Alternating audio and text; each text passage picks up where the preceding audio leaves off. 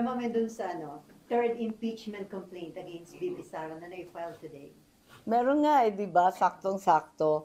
Oo. May mga malisyoso nga nagsasalita na fundraising na nga daw tong budget na to para sa 1 trillion impeachment. Bigla akong kinabahan. So, Ano ibig sabihin nun?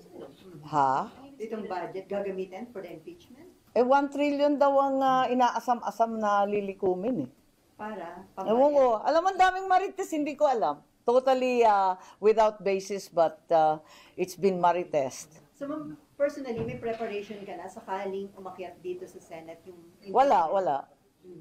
Wala akong preparation kasi alam ko kung anong gagawin ko. Pero magkakausap na kayo ni Vice President Sara since yung... Oo naman.